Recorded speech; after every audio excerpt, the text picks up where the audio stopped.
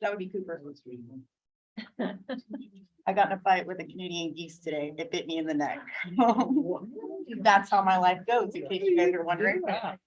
Check that off the list, yeah. Yeah. What if I told you that's not the first time it's happened either? Believe it. Is that Instagram thing? Where is it? You can't- The bird is it that comes after her to catch it by the neck All right. over and over. All that like emu or Yeah, whatever. that's, yeah, that's what. it was. You're almost there. And don't have a quorum. What? They're in the hallway. Yeah, Seth's here. Hey, yeah. You're- Someone call her at Seth.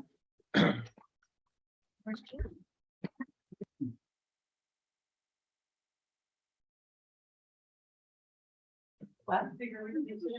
Oh, Miss Preston took care of it. She's amazing like that. So we are going to call this meeting to order. It is 6 o'clock. Is there one of those banks out? Or is Yeah, every it's other, We got every this other one actually in the room? Oh, yeah, is that one? It's just, oh, there we go. Aha. Okay, Yeah. there we go. So Aw. we're I gonna call this appreciate meeting to that. order. And it is 6 o'clock. Thank you all. Our first item on the agenda is public comment. I will open up to the public. This is where anybody can bring to our attention something in the city that they would like us to deal with or be aware of or understand. That one key component there is just that if you bring up a new subject that's not already on our agenda, we can't respond to that because it wasn't advertised. So is there anyone here for public comment? Okay, seeing none, I will close public comment. Second item on our agenda is a presentation from Rocky Mountain Power regarding tree pruning. Is Rocky Mountain Power present? Okay, would you step forward and share with us your knowledge of tree pruning and how that works? Got the, got it on a thumb drive, presentation, that's something We can work with that. work with that. Okay. Use that. Yeah. Okay. There. That's Syracuse. Use that one. Let's see if we got a free, is there a free USB? Yeah, There is one open, I see. Yeah. between all of my stuff. What is it?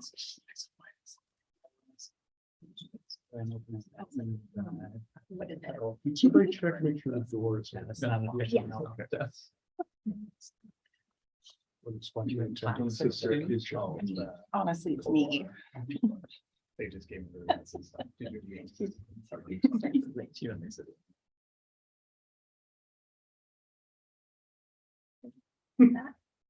All right. So I should bring it in.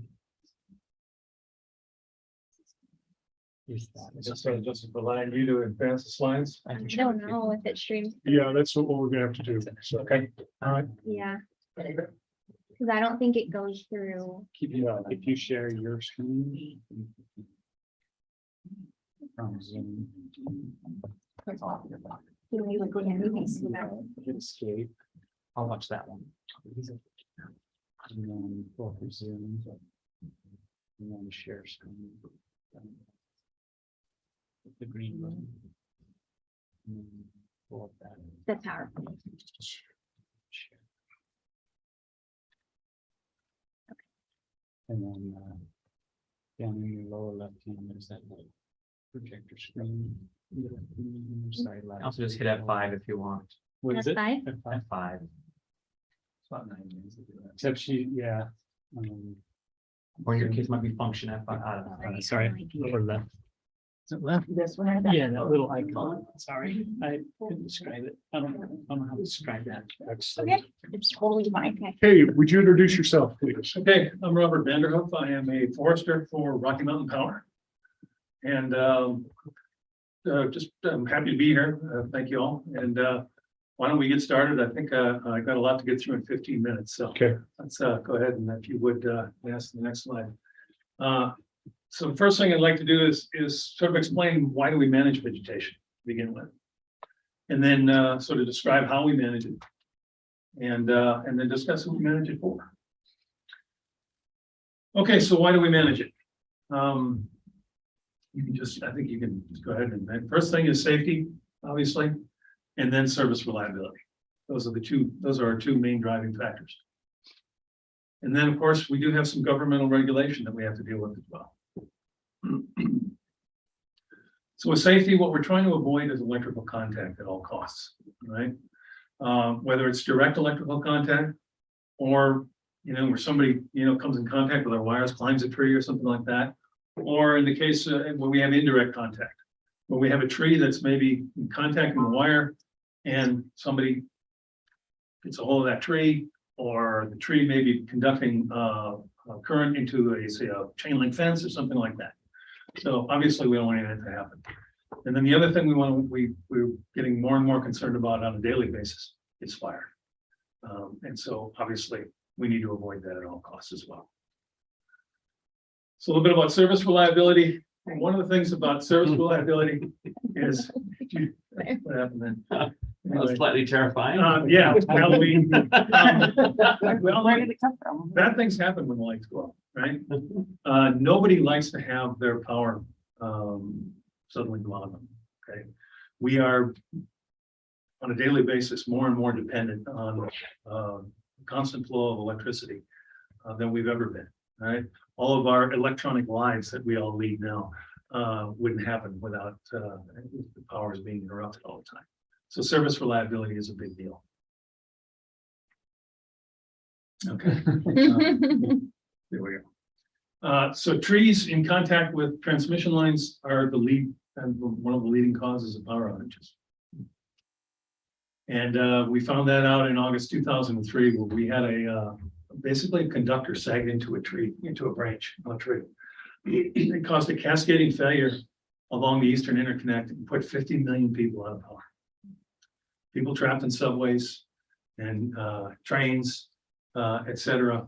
And this was, only a year or two after 9/11. And so you can imagine people's, they were, what's going on? Lights went out, somebody attacking us, or what's going on? So go ahead. And when things like that happen, of course, the government steps in. You get government regulation, right? A lot of things like that to happen. Okay. Go ahead. And so we've got NERC and FERC, which basically NERC is the National Electric Reliability Corporation. FERC is the Federal Energy Regulatory Commission. They're the ones that regulate the bulk transmission lines throughout the United States. Okay, so that we don't get 50 million people out of power again. But that comes with some regulation on our part, FAC 00003-4. And I won't go into detail, but basically they don't care what happens. If you get something that contacts the line, you're going to get fined $1 million a day. Okay. So that's basically what that's all about. National Electric Safety Code governs how we construct things, how far lines have to be off the ground, how close they can be to buildings, all sorts of things that we have to comply with in the construction of our facilities. And then there are state regulatory commissions we have to deal with. And of course, there's some liability ones. We can't leave the door open to a substation, have somebody go walk in and get electrocuted, right? We've got liability laws we have to contend with. Public utility commissions, some of the agreements we have, Utah, we have a 3-year management cycle. So every one of those lines out there, we go through every 3 years to keep the vegetation out of the conductors. Idaho is a similar thing. We have a 3-year management cycle there. And in Wyoming, we have a 4-year management cycle. So let's talk a little bit about how we do this. Okay, we talked a little bit about the why. We have a number of foresters throughout our service territories. This is my service territory. I cover northern Utah, Idaho, and Wyoming. Some of the qualifications to be a utility arborist, you have to, one, either have a degree in a related field or have at least 5 years of experience. We're also certified by the International Society of Arboriculture, certified arborists. We're also certified as utility specialists. And then some of us hold the highest certification, that's being board certified master arborist. Additionally, I also hold a PhD in forest science. And so we have 6 foresters on this side, and I believe on the Pacific side, we've got 12. And then we have a whole cadre of contract utility foresters. These are, our current contract now is with ACRT. These are the ones that go ahead and line out the work for the actual tree crews that do it, okay? So in other words, our tree crews, they get paid by the tree, right? Well, we don't want them cutting trees that they don't have to cut because it's really, really expensive. Okay. And so we have independent folks go out, identify these trees ahead of time. And that's all the contractor does. So what's being identified. So the vegetation contractors we currently have, you'll see Asplin primarily here in the Ogden area and in Syracuse. And then in the other states, I have Trees Inc. as well. And you might see one or two of those. There's some in northern Utah, so you might see one or two of those trucks. We prune to national standards, NCA 300 standards, which basically sort of specifies whole branch removal. And we'll get into a little bit of that. We also, the utility best management practices are followed. So before I get into exactly how, a little bit about tree architecture, why we do the things we do. Go ahead. Trees are shaped a certain way, all right? Their stems are tapered. And this taper provides flexibility and strength in the branch. The branches, if you notice the tree is pretty much evenly distributed. The little branches evenly distributed in the larger branches evenly distributed along the trunk of the tree. And that sort of acts like, if you've ever done any fly fishing or anything like that, but they dampen the wind load the same way you flick a fly out with a fly rod. On a fly rod, it takes very little motion here at your wrist, and all of a sudden you get this big motion at the end of the fly rod. Well, that happens in reverse in trees. As the wind blows, these branches wave all around in all these various directions to dampen that wind load on the tree to prevent the tree from toppling over. It's the way trees grow. And in fact, a number of years ago, there was a study done. They put up these big domes, and they were going to develop this enclosed ecosystem. And they planted all sorts of trees and bushes and plants, and people lived in there for about 3 or 4 or 5 years, I guess, trying to see if they could come up with a completely enclosed ecosystem. Well, one thing they found out after about 4 or 5 years is all the trees in their arboretum were falling over. And the reason they were falling over was there was no wind. Trees evolved in the wind, and they grow accordingly. Okay, they are grown, and that's why they are the shapes they are to handle that wind load, to keep them from toppling over. Okay. So when we prune, we take a lot of this into consideration. One of the big considerations we have is we prune to protect the branch collar. All right. And so when we cut a limb off a tree, we don't just cut it in the middle of a stub someplace, make a stub on it. What we do is we'll cut it off to that little raised area you see there, which is known as a branch collar in the tree. That branch collar serves a lot of functions, and I won't go into great detail, but what it does is it prevents disease organisms from boring into the tree, infecting the tree. Okay, if you compromise that, you're gonna greatly shorten the life of that tree. And so when we prune branches, they're pruned off at the branch collar, because if you leave a stub, all that is food for these organisms to come and build up and bore their way into the tree. Whereas if you can cut that branch off at the branch collar, that's one of the most metabolically active portions of the tree. It'll heal over the fastest, right? And once the tree is healed, once it can heal over, we don't have these invading organisms threatening the tree anymore. So that branch collar, protecting that branch collar maintains that competitive advantage of something called the branch protection zone. Let's click on it. Go ahead. And then here's a good example. Here's a cross section, a longitudinal section, where there was a branch. It was apparently growing. It probably died. It kind of, probably broke off on its own accord. And you'll notice that the tree just kind of grew around it. And you can see a very distinct line between the dark wood and the light wood there. And what's happening in there is that's that branch protection zone preventing these microorganisms from moving up into the tree and infecting the rest of the tree. Okay. So go ahead, we'll go ahead and move forward. We'll just, and it's basically that branch protection zone is formed at the base of the branch core. And we try to protect that at all costs when we're pruning trees. Go ahead. That brings us into what's something we call target pruning. And the objectives are basically, number one, we want to protect the branch collar, but we have to obtain our clearances, okay? The bottom line is we cannot let the trees grow into the conductors. All sorts of bad things happen when we do that, all right? So we have to obtain a certain amount of clearance. And what we try to do that by minimizing the number of cuts we make on a tree. And so, for example, you see this branch growing off into the lines. Well, we could make a number of cuts along that branch and get pretty much our 10 feet, right? But the healthiest thing to do for the tree is to make that one cut at the trunk, just outside the branch collar. That tree can heal over, and then you'll notice the rest of the tree is growing what? Up and around the conductors, okay? So that tree can now coexist, being that close to the line, by simply making one cut up.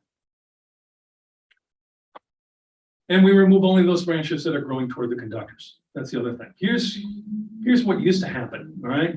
They used to round over trees like they were big hedges. They take you had all these stubs sticking out, right? Well, that poses an awful lot of problems for the tree. Number one, go ahead, is it removes all these apical meristems, which is the end of these little branches, okay? Trees mediate their growth through hormones. And a lot of these hormones are located in the very ends of the branches. And when you cut them all off, that tree grows a bunch of water sprouts, okay? It's an evolutionary adaptation to being browsed on, right? So when you cut off all the stems, all of a sudden you get this proliferation of all these little shoots that come out the ends where you cut the branches off, right? They're poorly attached. And you notice you don't have that taper anymore in these branches, right? You don't have these long branches tapering out, being able to handle wind load. What you've got is a bunch of these little stems sticking out on these stubs, and they're going to whip around and break off. And the last thing we want, if we have to have, as a utility, if we have to have trees in close proximity to our lines, we want them to be as healthy as possible. We don't want a bunch of branches like this breaking off, falling into the conductors, and causing problems. Go ahead. So here you see the contrast, the natural growth form, and what happens to a tree when you round it over. Okay. Improper pruning means poor branch attachment. So you see in the end here what happened. Here was a tree where they cut it off to a stub, all right? And you can see there's a hollow in it because these invading organisms are boring their way into the tree. And then you see all these little branches that are growing around the outside of it. Well, the problem with that is trees grow in two ways. They have primary growth, in other words, they grow up, but they also have secondary growth. They get fatter, right? So each one of those branches, while it's growing, is getting bigger and bigger, and they're working against each other. And the end of that's going to split, okay? And these branches are going to break out. And if it's next to the line, you got problems. And you can see in the cross section there, you see that brown boring into the tree. That tree is rotting from the inside. These branches working against each other, and you got basically a mess when you round trees over like that. Okay. So proper pruning equals healthy, strong trees. All right. We do whole branch removal for the most part, and we protect the branch collar in the tree. You can see here's a good example. When you got a proper cut, you see this callus tissue forming all the way around that branch. And what it's going to do is it's going to grow and it's going to cover that cut branch. That tree is going to heal. It'll seal off the infection. It'll just stay in one little pocket, and the tree will go on and complete its life cycle. Which brings us to directional pruning. Here's the old way they used to do it. We don't do that anymore. But directional pruning means certain things, right? It means trees are not going to have their what you call normal shape, right? But we're going to be removing whole branches. So the branches that are left have their taper, and they have their structure left. Okay, the tree can still deal with wind, all right, in a way that isn't going to break a bunch of branches off, right? So in the top photograph, we've got the top little diagram there. You've got a tree that's grown into the conductors, and so what we've done is remove those bottom three branches, and now all of a sudden you're free from the conductors, and the tree is trained to grow up and over the line. The same thing we got in the bottom, you've got this V shape taken out of the canopy. Okay, it's not round anymore, now it has a V in it. But the same thing has happened. We removed these whole branches, cut them back to laterals, and made that growth set to grow up and away from the conductors. So we still have the tree there. Whoever this was, or the city, didn't lose their tree, and we don't have it into the conductors. So when you cut a significant amount of one side of the tree, does that create an imbalance in the tree that it has a higher risk of toppling over in a windstorm? Yeah, not really. we change, every time you cut, you change the crown, you do change the wind load on the tree. But, you know, a lot of people say, well, if you cut half the tree off, the tree's gonna fall this way. Weight has nothing to do with the tree toppling over for the most part. Usually it's wind load. And when you take half the branches off, you've actually reduced the wind load on the tree. There's actually less wind force pushing on it. And so while it looks like, yeah, it should topple over this way, it just doesn't happen that way. Because you're more concerned with wind than you are anything. And when you cut half the tree off, you do change the load on it. Like what about But- snow load? You actually lighten the load. Huh? With snow load, if you have all the snow load on one side, if the leaves haven't dropped yet, Yep. and you have a snowstorm and all the weight's on one side of the tree, that seems like a higher risk of the tree. It seems like it, but wind load is much higher force on a tree than the weight of the tree is. Much higher. Thank you. Okay. So a little bit about clearances. Different lines require different clearances, okay? So depending on the line that you're looking at, sometimes we got to get a lot of clearance, sometimes not quite as much. Transmission lines, go ahead. They carry very high voltages, right? 46,000 to 500,000 volts. We need clearances on those. 25 to 50 feet in those cases. Now, those are transmission lines. The big, the corridor out here, that's what we're talking about when we're talking about lines like that. Distribution lines, the voltages are much lower, 7.2 to 12 kV. And of course, our clearances are lower, but it's 8 to 12 feet. A lot of it depends on the trees. Some trees go much faster than others. Some trees are slow growing. Some trees like willows. And you know, you probably got to get 14 if you want to keep it out of the line between, remember, we come back every 3 years. So if you want to keep it in the line for 3 years, you got to cut it back. Service lines, those are the ones that come from the transformer to your house. They carry pretty much, you know, low voltages. They're 110, 2 legs of 110. Essentially, you got a triplex cable, and so those have the lowest clearance requirements. At 2 feet, even they can be deflect. You know, they can have a branch touching. Those lines are actually coated. The triplex, the two hot lines. It's easy to break that coating. I wouldn't go up there and grab them or anything like that. I'm not telling you to do that, but branches coming in close contact with those are generally not a problem because you got pretty low voltages. 110 is a pretty low voltage. Like I say, nothing you want to grab onto, but comparatively speaking. Okay.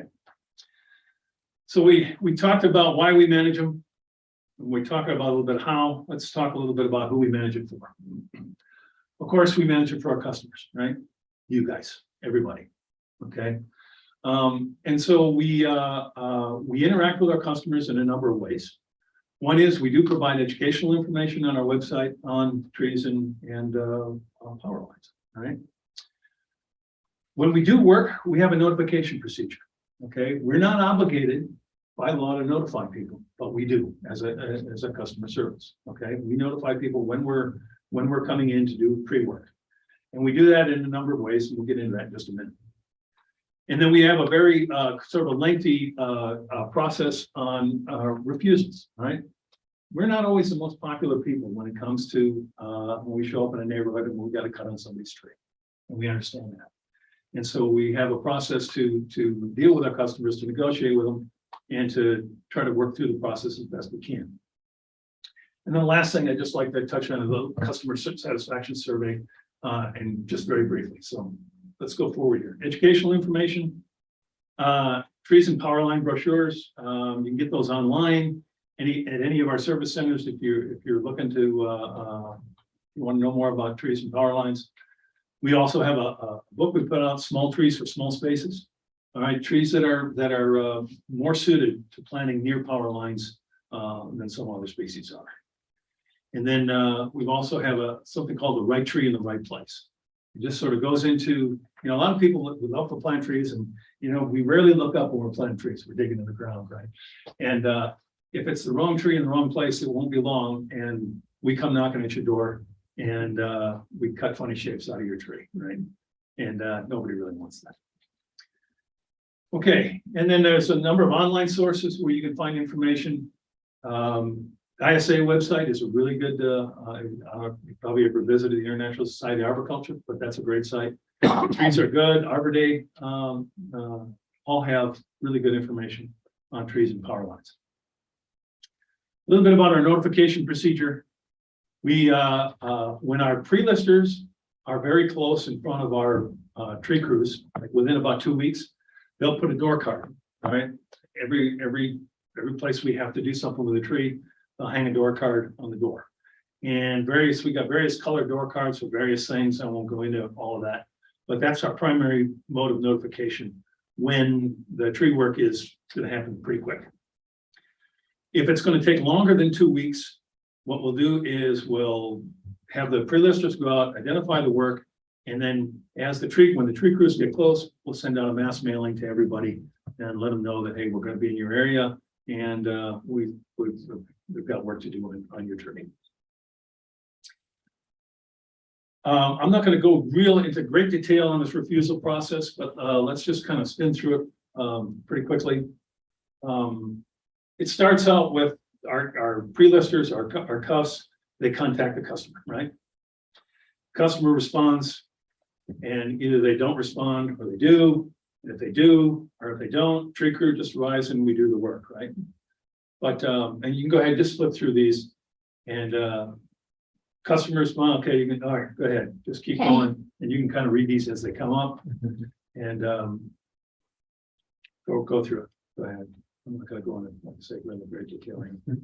But you can see that it's a very lengthy process. All leading back to work getting done. All leading back to work getting done, right? Exactly. All leading back Process to just work takes a getting lot done. longer. It's more. Here's where I get involved, forestry tax resolution. Keep going. Oh, they're slow now. Yeah, still going. Okay. Finally, if all else and we can't come to a resolution, we basically, I send a letter, It's like the end of the same this spot. is what we need to do. Fast forward, yeah. Which is how long it takes to get there. Guess what, it's the same spot. We're gonna do it anyway. The bottom line is, nobody wants 7,500 volts coming to the ground. No. Nobody wants. And so, I wish I could pick up the tree and move it for you. I wish I could pick up the line and move it for you, but sometimes, we just got to work the tree. All right. So we do keep files on our concerned customers. People with, they may have special needs or something, I don't know, there's any number of them. They may have a big dog they've got to put up. They may have, I don't know. There's any number of things. I don't want to be too specific, but so what we'll do is we put them on our concerned customer list and then we give them a call. We sort of personally notify them when we're coming through a payment cycle, right? They may have to move something, they may store something underneath a tree and they've got to move it before we get to it, whatever. So that tree's not looking so good. No, that one's on its way out. Too quick. Moving that one. Now, the other thing we do is if we have to remove a tree, and sometimes we do, in cases of, trees planted in a bad spot, okay? And it's now reached a point where you got a 70-foot tree, a tree that's genetically predisposed to be 70 feet. It's under a 30-foot power line, right? It's now up at the line and what are we gonna do, right? Just 40 feet for it to go. The best thing to do is, remove the tree, find something more compatible, all right? And we can certainly help you when it comes to replacing the tree. If we have to remove a tree, we can give you tree coupons to go to a nursery, get a new tree, maybe plant it in a better spot, okay? Or if we've got a tree gets to the point where we got to take out, say, 30% of its crown, we're going to tell the customer, hey, look, we can do this, if you really want to keep your tree, we can do this, but I don't hold high hopes for your tree living, right? But we still get it, people say, no, I don't care, I want to keep my tree. And so, yeah, we take 30% of the crown out of it, and guess what? In a couple of years it dies, but we'll work with a customer, but if we've got to replace a tree, we'll certainly help you get a new one. Just a customer satisfaction survey. I'd like to touch on that quickly. Go ahead and put one of those. We distributed that to just about every property owner we work. Roughly about 1,000 of them are distributed annually. When COVID hit, we stopped doing it for a while, but we'll probably start it up here again pretty quick. Nobody wanted any sort of personal contact, and we didn't want to make our customers feel uncomfortable, so we didn't leave door cards anymore. But we've done it for years and years ahead before that, and so there's a rating, basically a 1 to 5 scale on a number of subject areas. And see the first one, notification clearly explain the work. We ended up, and we averaged 4.6 on that. And one we're really proud of is our workers are friendly and courteous. 4.9, that's the average. That's not a single incident or anything like that. The work was completed as you understood it. We got 4.7. The property was left neat and orderly, 4.8. Overall, 4.7 out of 5. And this was over years. This is probably over 15 years. So not too bad. Okay. I think you got one more. That's it. Anybody have questions? That's I kind of fantastic. spun through that quickly. And I learned some stuff too. Yeah. Thank you. You know what I learned? That I've horribly been treating my trees. That's what I just learned. Are I you- was like. are you panicking pruning them over here. incorrectly? Yes, very Oh. badly Thank you incorrectly. very much. That was really. Thank you. Yeah. That was a lot of And I like that information. you're dressed like a tree. Sounds like a tree. Okay. Nice. Thank you. All right, Orange thank you shirt for your right now. time. All right, thank you, Orange appreciate it. shirt right now. Okay, Yeah. so Thank you. I'm going to move us on to request of the RDA group from Don's Meats for parking lot improvements. Noah spoke with them, Yes, sir. and why don't you share with us what the request is? I'll be happy to. Okay, so Don's Meats, you guys know what Don's Meats is, right? Yeah. See, And they've been there for 13 years now. He approached me with a safety concern. I put a map up on the screen. And hopefully you can see, oh yeah, you can. So I drove by and saw them there. there was a Looks traffic pattern that had emerged that was unsafe for his workers and some of his customers were, people were cutting through the back of the building at high rates of speed. That's it. It's him. I've driven through there, just not. It's probably been all of us. Gotta get there before the store closes, get there. And so he was concerned about his employees, and then also they had come along the front. He was concerned about them clipping one of his customers as they're backing out. What else? So his solution was to put a curb and bollards with chain that would prevent people from going through there. Because he was so worried about it, he's already done the work. In case you guys driven by. yeah, I actually just went through there and Yeah. I cut through the parking lot just on the closest to Antelope. And I was like, well, I understand exactly why he did this and he probably should have went all the way up. Well, I know Uh, he can't, but like, so We could, he technically could, there's Then he not a should. recorded cross-access easement. So because there's a center median that UDOT put in there, if he were to block that off, that would negatively impact our economic development with Maverick and whatever goes into the Wells Fargo building. So it's actually important that he leaves that open, and that was one of the things that I did talk to him about. And he was not overly excited about it, but he did leave enough room. so for people one like me car. can cut through there. So all of us, yeah, I think it's an important connection. I'm not gonna do that again. I'm gonna have to remind myself not to do that. And it's better than driving over the sidewalk, so. Mhm. So the request is $8,700 to help pay for the safety improvement. From the RDA. The RDA currently has $500,000 in it. Of that, it's not all available. There's about $300,000 available. So this is a local business that has requested a little bit of help, assistance. We've done similar things in the past with helping with cross access for other things like over at the Trico pizza factory. We've also done parking lot improvements in the town center. So this isn't outside of something that's been done by the RDA before. It is a little different because the work's already done. and we don't need a final decision tonight, but you know, this is a chance to ask any questions or for us to go back and get any more information if you need it. Yeah. Yeah, if you have any research you want me to do, but if you are amenable to it, we can put together an RDA incentive agreement that we present to you in the next voting meeting. So I just want to point out that this business, people always say they move to Syracuse because of the small town feel. This business helps our city so much when they need, when anybody, any community, anything, donations that have to do with like for food wise. they donate to so many organizations in our city, and they're such an upstanding business that it's like the one time we can help them back. So I actually have a request. Can we ask them to do a little bit more? What would you like them to do? More of a fence. Primarily along the trail. I really would like a curb and gutter in the back to isolate it's kind of a weed patch there that actually has a lot of puncture weeds. So let me update you on that.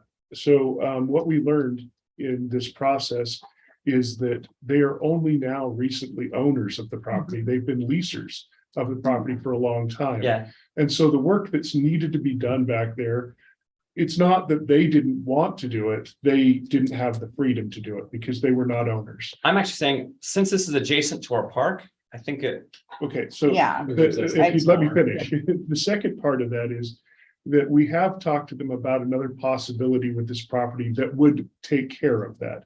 That's not what's on the agenda tonight, but I just want to leave it open that we are talking to them about another use in that far back that is a possibility that it would resolve that for him. okay, then I will hold until I can learn more about this additional opportunity.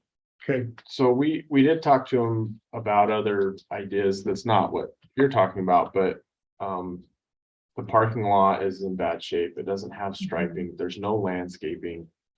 You know, since he's now, I mean, it's always good when you have a business that buys the property, you know, once they're invested, there's a higher probability that they'll take care of the property better than somebody leasing, and it's a sign that they're in it for long term. But so we talked about, you know, that this could be the first of maybe a few different things. Well, I think the signage would be Yeah. good to Yeah. work on, just because it's so far outside of where we want to be at and with our current. Well, and the sign on overhaul. the building is just a spray painted sheet of metal. Yeah, I mean, there's a lot of, he's open to us working with him on that. Yeah, I But just knowing that we're willing to work with them is probably what will make him more comfortable with the situation. Yeah. Spending, yeah.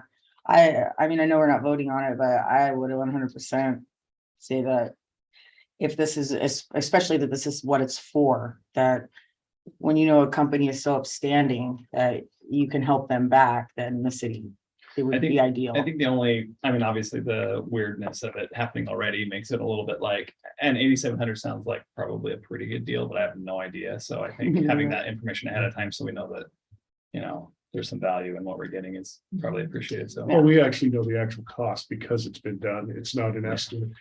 well, I mean, just if there was other competing Right. opportunities to get. yeah, we were listing all the things wrong with this property. He's like, I know it looks like crap. I'm like, well, that's not what we were saying. Sorry. We're gonna help. We're gonna try. No, we go there. They have great meat. I know, I go there all the time. Yeah. When I make chili for the employees, they donate a bunch of the meat for it. So this wouldn't be on a consent agenda because it will be on an RDA agenda, which we don't have consent. So I'm just gonna, unless you don't have more questions, I'll just move it to a future RDA agenda for decision. And Okay, Move thank it you. along. Councilman Carver, yes, you have a presentation that you would ask to make. I do. And hey, I brought you bread now. Is this bribery? It is not bribery. Fun. So you're gonna learn My something favorite. about me and my human behavior. I'm taking a quit. I have a really bad habit of interrupting. If you haven't noticed, if I'm not eating. And Jordan and I kind of have that in common. So it'll all come full circle and I know he's got questions. But if I'm eating, I don't ever usually try to interrupt, which is why I'm always eating. So, okay, do you have the slide to put up there? I can pull up the packet slide, if that's okay. Yeah, okay, yeah. That's fine. Let's take it. You gotta take it, so you don't get hungry. I can't, I know, I.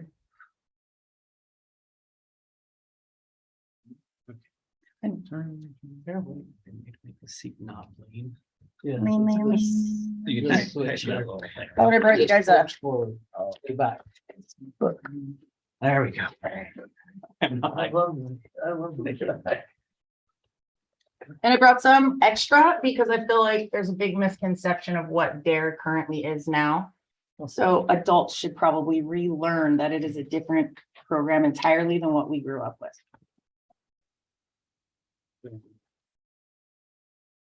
It's a big assumption that we grew up with dare at all. Those of us who did. Hey, I grew up with that.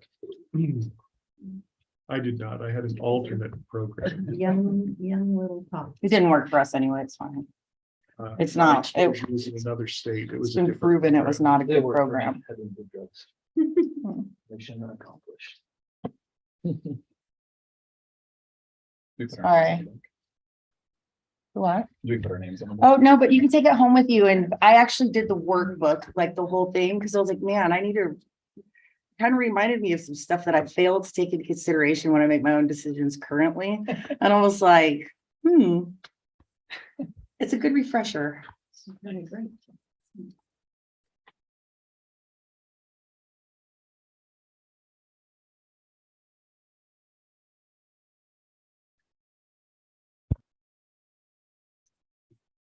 Sorry, I thought I emailed it. It's also in the packet. We tried to present it through the packet. Yeah. Just take. Did you email it to, do I have it? No, you emailed it, Cass. Oh. Do you want me to email it to you? I don't think I have it in an email here,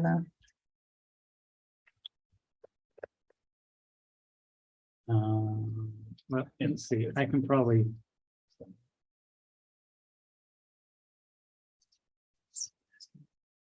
Oh, it is.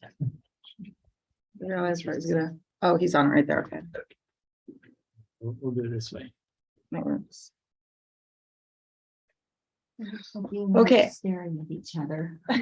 Looking awkward. at each other's Okay. head. Looking at each other's eyes. It just looks like we're just really intrigued by each other. Enamored. Okay, so when we last talked about DARE, it was more of kind of like a qualitative and it was a pretty emotional conversation. And I just kind of wanted to give you guys a more quantitative understanding of what the DARE program currently is nationwide. Not, this is based off of Syracuse numbers, but it's a big different program. Go ahead, Brittany. So I know a couple things and I promise it'll come full circle. God. That's why. So there's basically 4 types of interactions you have between, well, any other person really, but if you look at it from a law enforcement perspective, there's a willing positive, and as it says, it's just when citizens willingly seek out law enforcement, do something nice for them, things like that, talk to them, have conversation. Forced positive is any instances like DARE, lemonade stands, community-oriented policing, where officers go into citizens' day for good reason. Force negative can end positively. So that's, please don't be confused about that. It can be a very positive conversation. I actually talked to one of our officers today and he's like, I gave 5 tickets and 4 people told me thank you. And I was like, see, that's good procedural justice right there. But it's basically being pulled over, served a warrant, cops being called, and then a willing negative is, we all are aware of law enforcement, ambushes, things like that. Anytime a citizen willingly approaches law enforcement in a negative way to engage in a negative fashion. So I contacted the PD and I got the numbers for, the numbers that I used for force negative were just citations written. They, no warrant served, no negative interactions, no being called to houses, anything like that. These are just citations from being pulled over. The forced positive is we have a database of any community-oriented policing, and well, really anything that they do. I took out, it was 290. I took out 17 of them because they were related just to DARE. Now, these also, a lot of them are like when they're crossing guards. So they're not usually limited to 1-person interactions. And we could probably multiply that number by a few, but I can't give you a definite number on what it would need to be multiplied by. So it should probably actually be higher. The negative history of DARE, like I said a little bit ago, it basically, if you ask any adult that was kind of born in the 80s, they'll tell you, well, they taught me how to identify drugs, even if you never use them, never nothing like that, but they showed you how to identify them. And that's really one of the only things a lot of people remember of it. A lot of studies were done to identify the DARE program prior to 2009 really didn't work at all. It actually had a negative effect on children that had that interaction. The interaction with law enforcement was a positive effect, but what the children were taking from the lessons themselves was actually rather negative. In 2009, they redesigned it to base the entire curriculum off of a behavioral science approach. So by breaking down the stages in which kids learn and what they're learning at that time, you can identify through conditioning how you can help them in the future prevent crime happening to them or engaging in crime themselves or along a path that includes drugs. So this is the development behavioral stages for 11 to 13 years old. And this is important because this is the last chance you get before about 19 to really be able to kind of condition and ingrain some of those personal boundaries, some of those being able to have confidence in saying no in what it is that they're doing. And the age gap between 13 and 19 is kind of like that. I know more than you. So it's really hard to teach the ninth graders. If we could do a ninth grade class also, that would be ideal. But sixth grade really is a prime opportunity to get this kind of knowledge in there for them. In each one of, and in this book, each one of these decision-making models, it really kind of goes through more of a self-guardianship building program. Like it teaches them not just you can say no, but if you're in this this genuine situation, what would you use to be able to identify how to get out of it? And in social work, one of the things we teach people is to develop a plan. You want to develop a plan if a situation arises. So you've already got it rehearsed in your head on how you're going to interact and engage your way through it to be able to come out of it successfully. This helps them do that without being there for them to do it every single time. So this, like DARE, the way the curriculum is they have a program for every single age category and every grade level. And this data was based off of juniors in high school. So some of them that were already off of the ones that were already currently using drugs, it was a 72% improvement from what the old program showed. And it's based off, that's based off science. So this is one of my favorite things, the routine activity theory, because I try and explain people, you hear a lot, your own behavior can kind of prevent some of the things you might walk into. Well, that is completely routine activity theory. And you need three things for crime to happen. Motivated and willing offender, someone to commit the crime, a suitable target, a victim, and lack of guardianship, no one to prevent it from happening. The DARE program currently main focus is to build that self-guardianship. And so it changes the scale and it builds more, it takes away from a suitable target, it builds the guardianship, and it's harder to find a willing offender in that situation. So the only thing, one of the main things I want to point out on this is humans are born with emotional attributes and emotional processing styles or learned behavior. And it's exactly what it says, you have to learn it from somewhere. So you're gonna develop emotional processing behaviors, but where you learn it from is what determines how it develops. Kids aren't born knowing how to make a bed. You got to teach them that. You got to show them that. You can't tell them go make your bed and expect them to do it. And then when you go in there, it's wrong and get upset about it because they haven't been taught. Learning how to deal with their emotions is the exact same thing. They aren't born knowing how to deal with pressure. They aren't born knowing how to deal with when they get angry. They have to be taught those things. Respect for oneself and courage isn't a born attribute. It is a learned attribute. And they must be taught that. And this, here's your next stages of, I threw this in here in case anybody was curious. It's not, I mean, to show you the table, people sometimes enjoy reading that. Tables are fun. I just like that I'm a young adult. right? So this percentage is off here, and Jordan, this is where I thought you might have had a question. The married household percentage, that should have been changed, and I didn't change that. I couldn't find the exact number for dual income houses. So I got the households with children, how many of them, how many married households we have. Residents that have some college or less, and that percentage is correct. Over a third of our residents don't even have any sort of associate's degree, bachelor's degree, anything like that. So for residents 18 to 24 to be making a combined household income of 93,000, you can almost guess that those are dual income families, that it's both of them working to make that income. Now, I'm not going to speculate a number for you, but that's why I put that in there so you guys can kind of get an idea of it. So when a police officer teaches DARE, from the third slide, DARE was developed between community and law enforcement.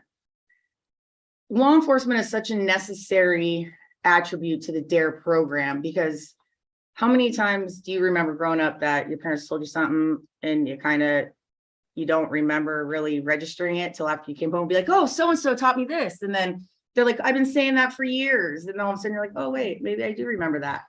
Well, when you're teaching self-guardianship, you want to use an identifiable guardian to teach that when parents aren't necessarily available all the time. And with two income households and things like that, the limited time that you have with children currently in our era, I don't know, let's say day and age, what would you say without making us feel too old? I already started out when we were born with a DARE program, you know, us young adults.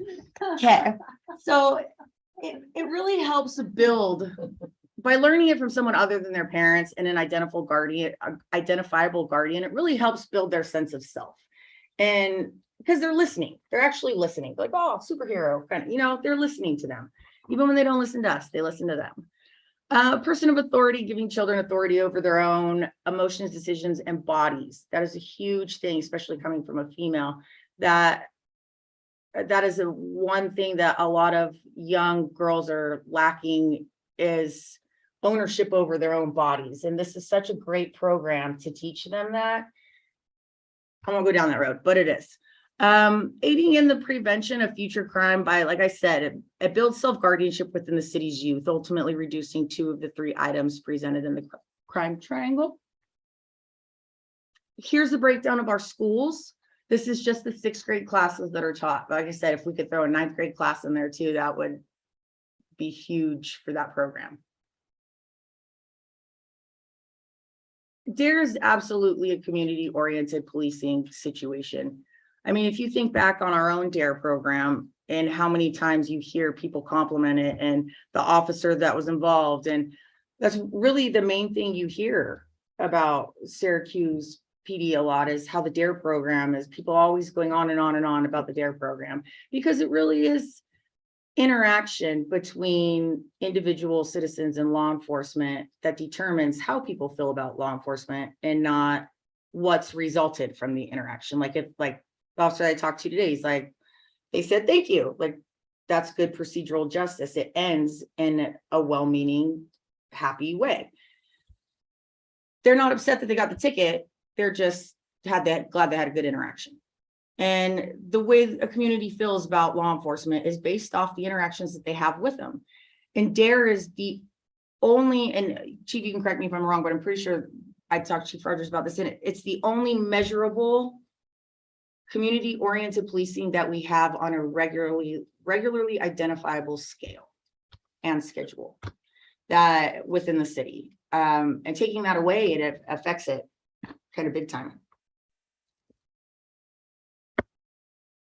The little red line in between the lighter green and darker green on that very bottom is the 17 that I took out earlier, and I put them back in at the later side. So this is the top. At the top is the slide that we saw earlier, and then the graph on the bottom is when we add DARE it back into it with all the interactions that they have with the kids. So as you can see, it's a big deal. It changes it astronomically on how our interactions go. And us as the village leaders. Uh, Go back, because I love that picture. It's my favorite. It takes That's a my village. favorite part. It genuinely takes a village to raise kids and get them there successfully. That's why we do so much school involvement and community involvement. We try and get the kids involved in different programs and things like that. If Brody's in the background, I never noticed Brody was back there. too. That's- I think that's why I keep trying to hide it. Like, that's why it's my favorite, because Brody's in the background. So ultimately, like the best that we could do is provide an officer for that spot, but it wouldn't be just for like a dare spot. A dedicated officer for something like this would need to be like a community oriented police officer overall, like the one that we send all the community events, the one that's identified specifically for those interactions that kind of help build the rapport with the community. And this is the list. Thank you. Any questions? Not for you. Okay. So, so first of all, I don't think the council was in favor of just getting rid of the DARE program. At the time when it was discontinued, we had a clear and present danger in the community. And we decided to prioritize the police safety over the DARE program. Since then, We put Metro back on. what, before that? Yeah, no, This is before the last budget cycle. So the whole point of this was to keep it on the forefront of our minds for the next budget cycle. And if you don't have questions for me, then you're talking at me instead of with me, right? That's fair. Okay. I'm building a story. Okay. Give me a minute. Grab that. Right, you got the end counts.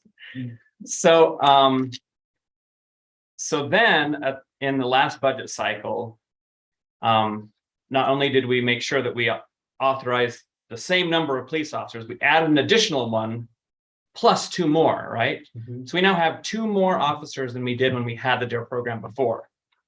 But we do leave it to the chief to how to deploy his personnel. I guess with that in mind, I'm going to ask this question to the chief, if I may. How many officers would we need to hire before you would be comfortable putting a DARE program back on the table? I'm thinking at least 2.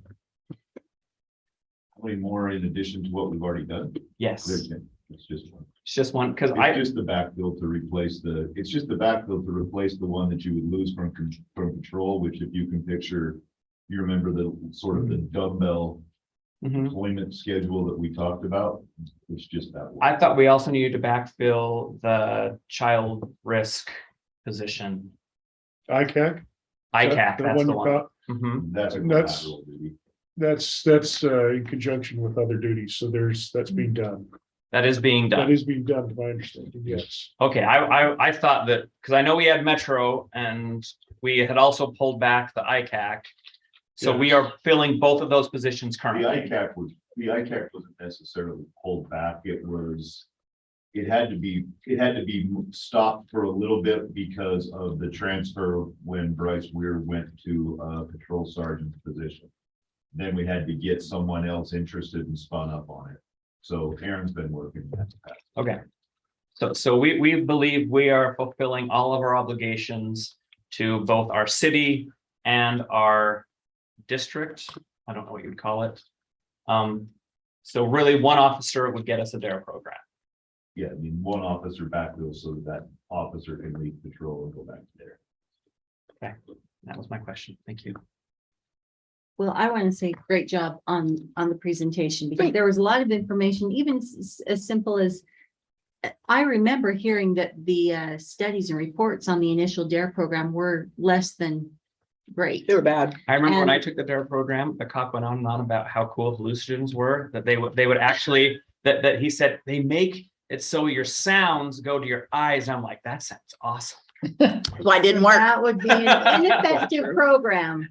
But I also didn't try. appreciate what you said about having the positive interactions with our police officers, throughout the community. That was a vast improvement to see what DARE does. And just as Jordan said, I think we all really wanted to keep the DARE program. So it's good to know we're only one officer away from being able to implement. I thought them it was again. 2. And that's why Yeah, we took Metro over Dare, so we had one position for two positions that needed to be filled or one Okay. spot. But Yeah. thank you for Good your. job, Jen. Okay, So when so, we go Great into our presentation. budget, please keep that in mind. It's an No, that's great. important thing. okay, Thank you for listening. Thank you. so moving on, we have our planning item, Thanks which for- is Yeah. proposed text amendment for Syracuse City Code, section 10.125. Pertaining to the sensitive overlay zone. One of the reasons why this was put off was because I had some questions which have now been answered. So I'll just begin the conversation. We don't need to recap everything that was discussed, but one of the concerns was, does it increase the liability on the city if we assume the response from the Army Corps of Engineers? And essentially, we probably don't. I mean, I let the city attorney reiterate what she's explained, but essentially, it doesn't increase our liability. But my other concern is that, are we doing this just for our own benefit, and should we?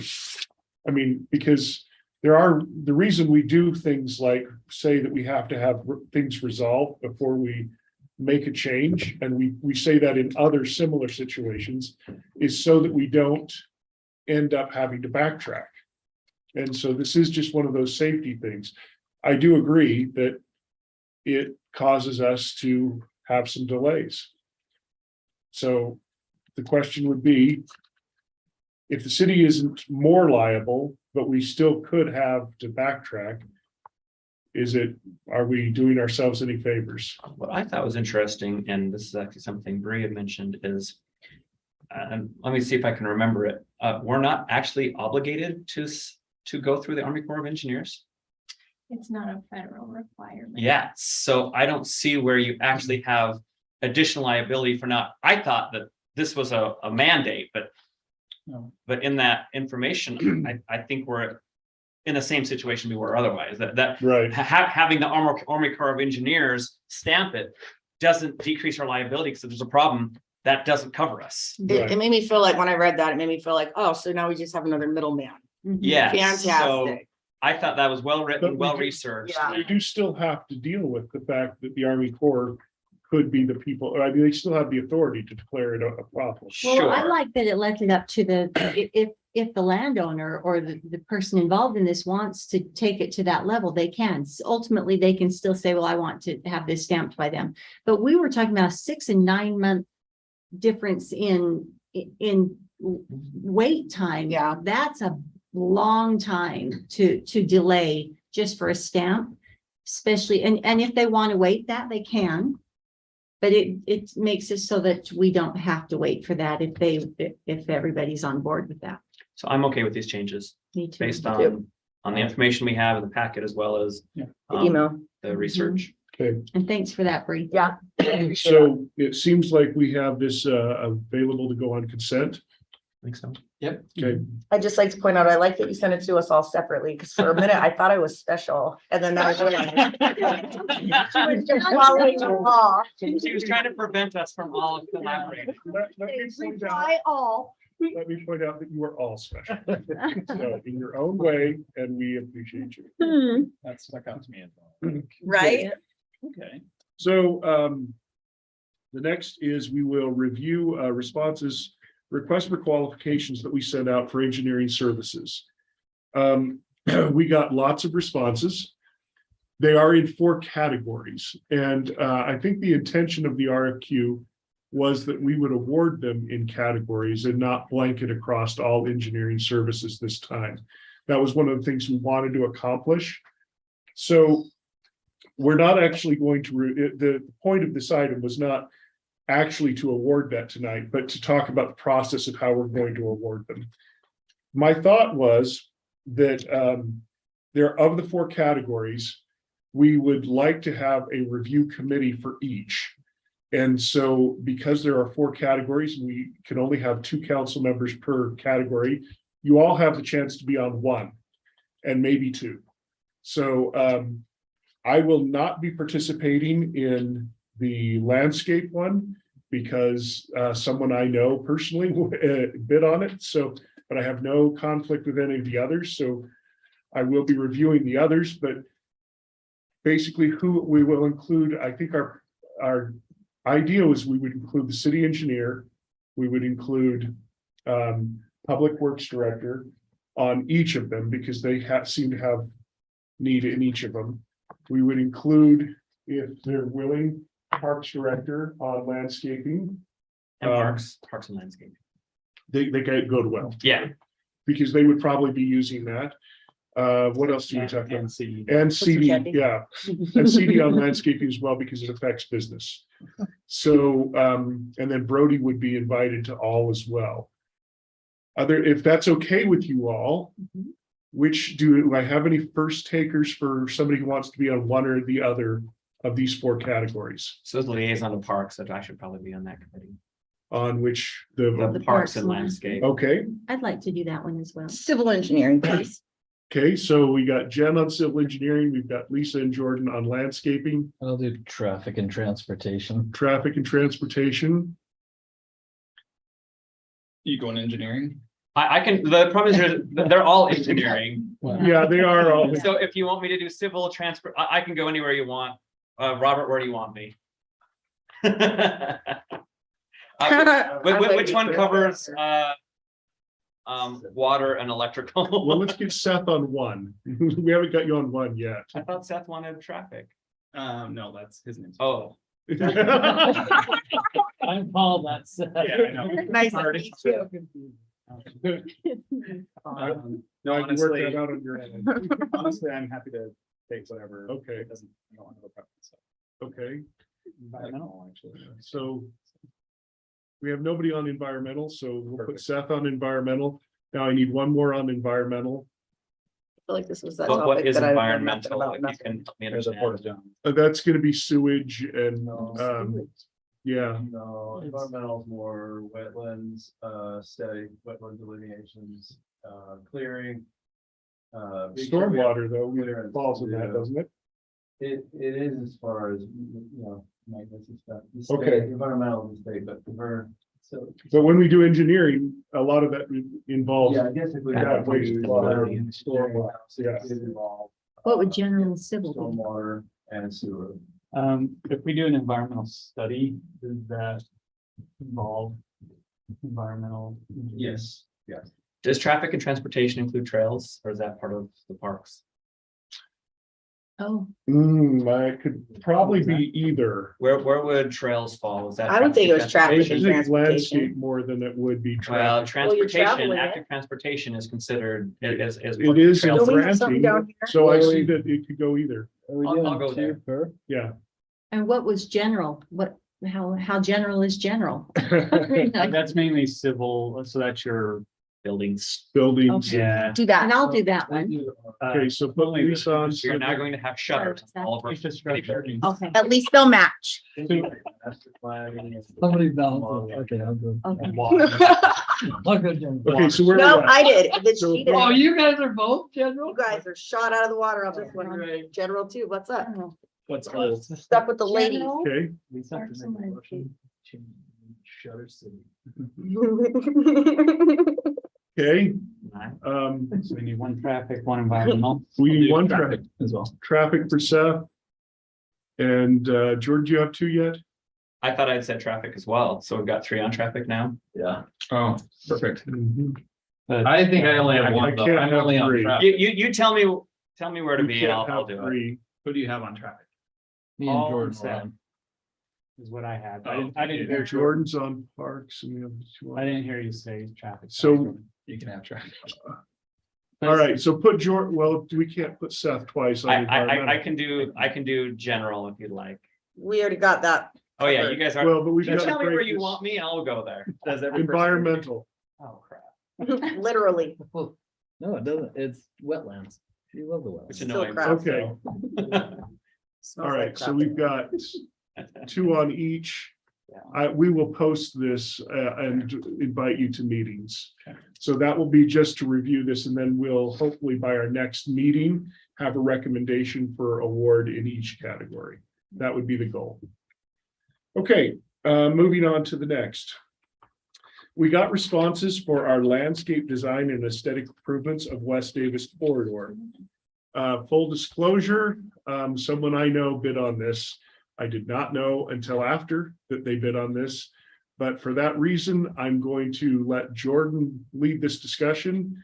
And when you're done deliberating, let me know and I'll resume meeting. The next item. Okay. Well, you've all read the packet. Any thoughts? I guess we want to have, do you want to go give us an overview? I mean, No, I really like that introduction there. It's so- okay, that was great. I like it. I mean, I'm Do assuming your you read the homework, right? packet.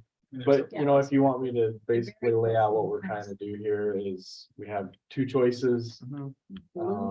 We can decide who it is tonight, or if we need more attention to it, we can do interviews and probably would have to decide who would be involved in some sort of subcommittee to participate, but I think we have enough information to decide. Me, Robert, Krista, and Brody have looked through it and we went through the scoring matrix and. It looks like they were neck and neck. There was no clear winner. Well, there was just the one that was so divergent on the third scoring. That's where I was a little bit, I don't know if there's any thoughts on expanding on that. One was 85, the other was 100, and the rest were like 90, 90, 97, you know, Yeah, 96. Yeah. so as far as the matrix scoring, Blue Line had the best scores. And so you could read through kind of the justification there. I think both of them are well prepared to do to do the work. So yeah, it's really up to you. The fee for Confluence was a little bit higher than Blue Line. We've budgeted enough for either fee. So that's good. Okay. Up to you guys. So just from, I've worked with Blue Line before. They, if you don't know, they are the ones that designed our splash pad. They also did the Farmington Park that has the cool barn structure. Have you seen that? It's actually in the packet. I personally have liked when we've worked with them. They were really easy to work with. They were willing to do extra stuff if we asked them, and we said, hey, we know we have bid this much. What could you do if we, threw in some extra? And they came up with some amazing things over that splash pad. So the fact that they were also the cheapest, I like Blue. Well, and I liked that they were local. Mhm. That does make a difference when it comes to being able to this thing was written somewhere that you can meet with them if you have to meet on site. That's easier to do when they're local. And they were a better price. And if we've worked with them before, it's not as if we're saying, they bid low, but we don't know how their work is. So just those are my thoughts. So if you like the splash pad, that's an I example of think their work. that and that property out there in Farmington, I don't know if you've never been out there. It's a beautiful park. It's gorgeous. I would recommend going. It's beautiful. Envy. And it's for their price, they have no lack of fancy kind of, you know what I mean? Like it shows up. I'm a big fan of things that show up And to be and clear, this is just their the work design, shows right? up. Yeah. Just the Design. design. Yeah. So whenever your work shows up and your people do, it's usually a good thing. Mhm. Yeah, the only thing I was curious about was just the marginal differences, and it looks like they're just so close that I Yeah. trust the scoring and It's flip a coin and yeah. And See what- We've got, we know 'em. you've had Experience, with one. yeah. sounds unanimous. Okay, thanks Um, guys. Back over to you, Mayor. Okay, so we will have that as a vote on our next meeting. Thank you all. Next, we want to, in preparation for our future goals and planning discussions. We were looking at dates to do this. I'd sent some emails out. The dates didn't really work. Our staff got a real life too. I don't know how we let them with that, but anyway, so Brody and I talked about this, and we believe because it's a little bit lighter year right now. In fact, there's a lot of economic development stuff that is slowed down because we've got economy problem or issues. And so the suggestion is that we think we can do that meeting in two parts over the November and December meeting and just do them as a part of our regular meeting. So instead of having a retreat. Just have an And extended work still have session. everybody present from every department? Well, we don't know, that's not usually where we have every department. That's the This is budget just retreat. We're still gonna do strategic. that in Oh. January. This is No, where we talk strategy. about kind of direction for forming the budget. And so there's really three primary areas and a couple of people share in some of those. So there's your services, which would involve several department heads. Parks planning is kind of Cresta. And what's the third one, Brody? Roads and infrastructure, which is our utilities. That's generally Robert. So what we do is we would put those together as kind of directional. And then to expedite this, what I've asked staff already to do is to kind of provide some general ideas of where we might go. And we'll send that to you before the meeting in some questionnaires and then tally those. So we have a starting point for the discussion. Now, this is different this year, but I think we could do it if everybody's agreed. My only concern is will it be in-depth enough that we'll have the information? You know, I've appreciated going through and kind of figuring out, kind of getting the information that informs the rest of it, because there've been times when we had no idea where we stood until that retreat and we went, oh my gosh, Yeah, these are some big things coming up, and we wouldn't have known that going into the budget. we never know that until the numbers come out, and this is put the numbers together. So that's always the issue with this. Strategy and goals. This is just goals. Where do you want to put the emphasis for this next budget? So like, for example, are you guys gonna be requesting what each of our individual things we'd like to accomplish in the upcoming year, like we have in the years past? Yes, that would be part of the Like- questions that we ask. Like We'll dare do that. things like that. Dare Yeah, cut, yeah. plant more trees. What do you want? Covers for our lawnmowers. What do you Don't want forget them to those. accomplish? Mhm. as a Yeah, city? what are some of the key, and really it's to find out where the emphasis is. Do we think with the kind of collapsed schedule and the fact that we've got 2 meetings in November, that'll, I mean, that seems like kind of a lot to go. Only over. one in November. As I'm saying, you've yeah, got a you- work session, Oh. a business meeting and a strategic goals retreat all. All at the same time. Right now, it looks like we would still be in record time for meetings. Okay. I don't think we have a ton on the agenda for the upcoming. We just, 2 months. yeah, we don't right now. Okay. There's a Some lot. may pop up. Does that, I mean, you sat through the strategic goals and planning thing from ULCT. Does this fall in line still with best practices and being able to accomplish what we? Yeah, I mean, as long as you go through the process, whether it's in one meeting or two, I think you can still accomplish it. One potentially very long meeting or 2. We better have food because I get cranky as shit. I'm just saying. My goal is to keep both meetings under Coffee 3 and hours. food, I think yeah. that we can. Just say. I'm just being honest. There's only, well, keep in mind, I'll bring Carmen. keep in mind, there's a couple of things that we start off with this year. Number one, we just had a very large tax increase, which is usually not followed by another one. So that means that we have some limitations on where we want to go with this. We are in a different time. So we're reacting to some of the decisions that we made last year impact our future agenda and limit our opportunities to do much different. I just like that it worked, for me, the scheduling works obviously a lot better than trying to find. And to be clear, there will be a tax increase next year for the paramedic, correct? No, No, No, that was Are we that. finished with that? We are done with We've done all that. Okay. we are done with Yep. that.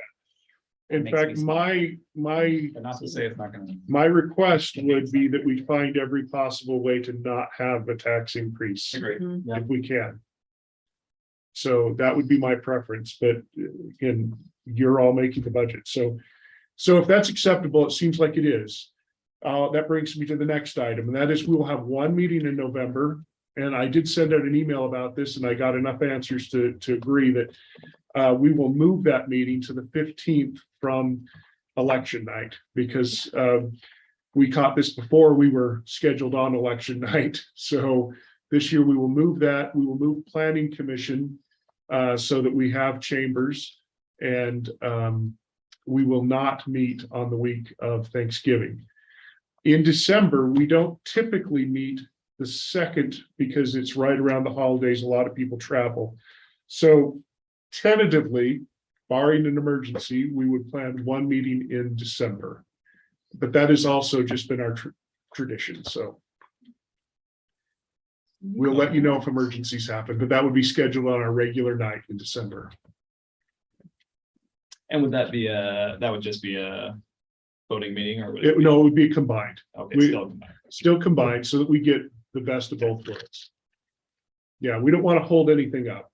So, okay, so with that, I'm going to recess us, well, we can adjourn from this meeting. We need to go into an actual business meeting